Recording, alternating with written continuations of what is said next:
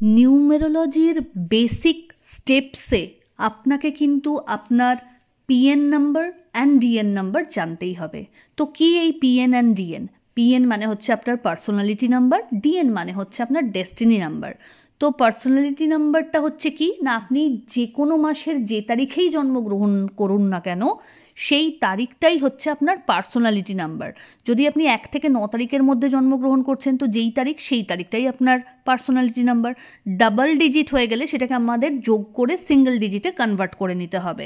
13 তারিখ 14 তারিখ হলে ধরো 3+1 এইভাবে, বা 1+4 এইভাবে ক্যালকুলেট করতে হবে। ঠিক তেমনি ডেস্টিনি নাম্বার হচ্ছে কোনো মানুষের টোটাল ডিওবিটা, মানে জন্মের তারিখ, জন্মের মাস এবং জন্মের সাল, এই সবগুলোকে যদি আমরা একসাথে যোগ করি তাহলে যে নাম্বারটা আমরা পাবো সেটা হচ্ছে ডেস্টিনি নাম্বার।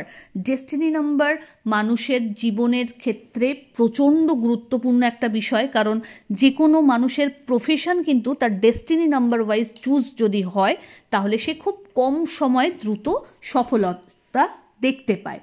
তো অবশ্যই তোমরা যারা এই ভিডিওটা দেখছো শেয়ার করো যতটা পারবে, এবং কমেন্ট সেকশনে নিজের পার্সোনালিটি নাম্বার এবং ডেস্টিনি নাম্বার ক্যালকুলেট করে আমাকে মেনশন করো, কারণ নেক্সট ভিডিওতে কিন্তু আমি একটা একটা করে কম্বিনেশন আনলক করব এবং প্রেডিকশনস দেবো। Thank you.